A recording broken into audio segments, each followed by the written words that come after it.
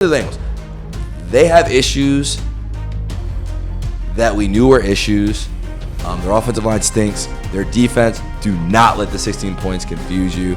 Those picks, don't let them confuse you, please. They were dropped right into their hands. They didn't actually stop Joe Flacco at any point from what I saw. Bengals, Browns. A game. It was definitely a game. It's a game that showed me that there's one fan base in all sports that is just unfazed.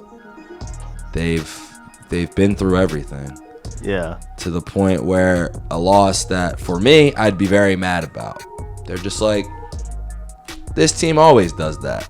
Yes. The way that the Browns lost this game was just classic Browns. They did everything right until they didn't. And they went down the field, had a chance to take the lead. They even slowed it down, started to take some clock. They got Burrow in jail. They're just sacking him all the time. Burrow's not really moving anywhere.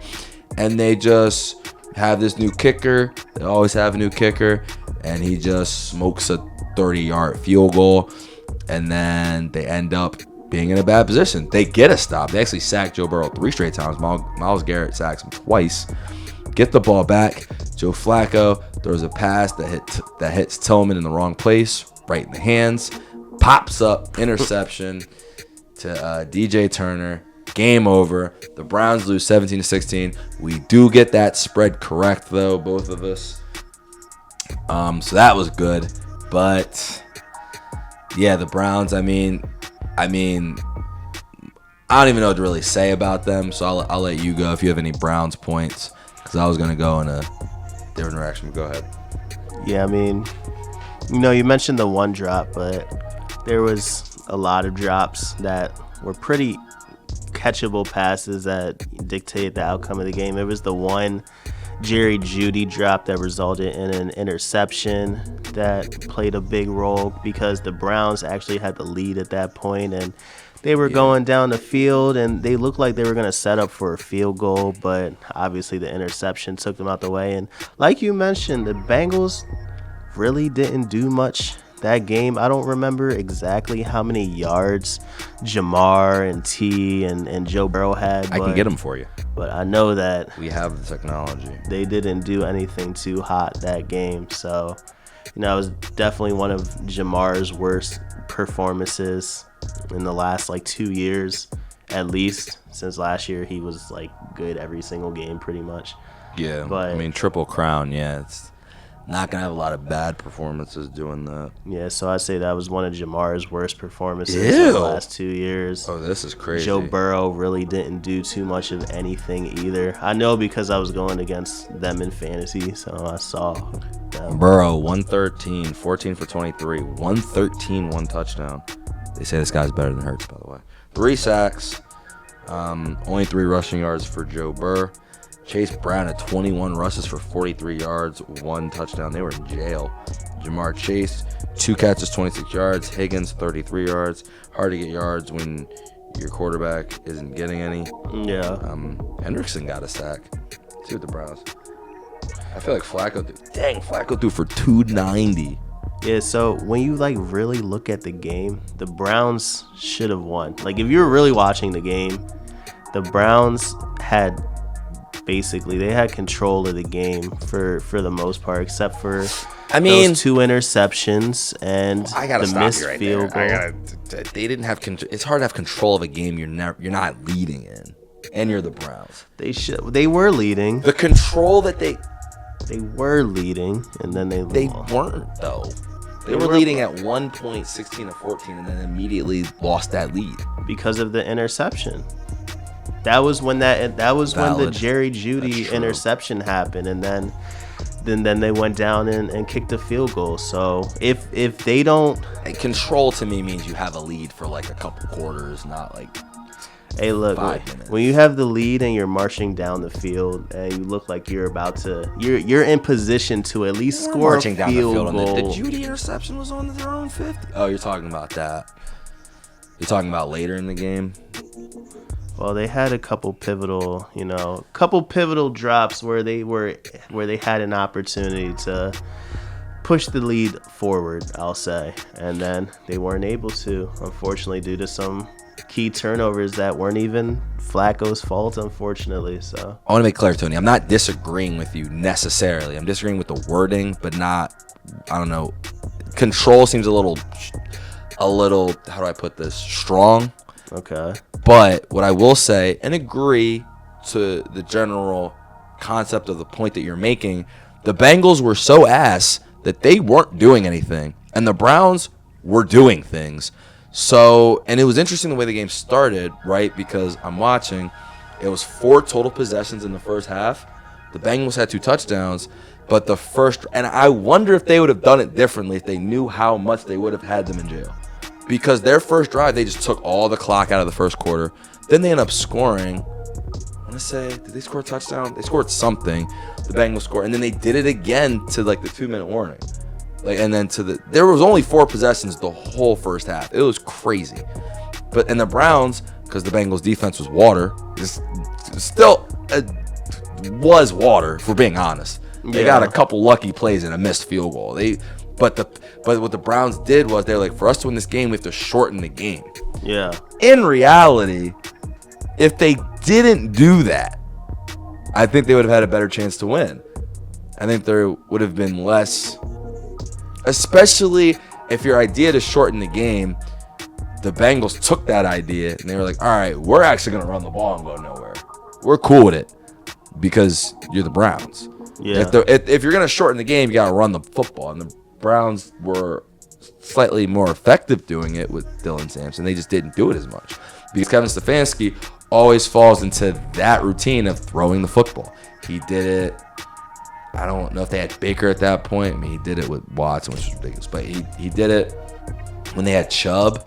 Maybe it was the Watson year, but they had Chubb for years. And I would watch and be like, why are they not running the football more? I don't understand why they keep trying to throw the ball when that's not their strength. So I get what you're saying.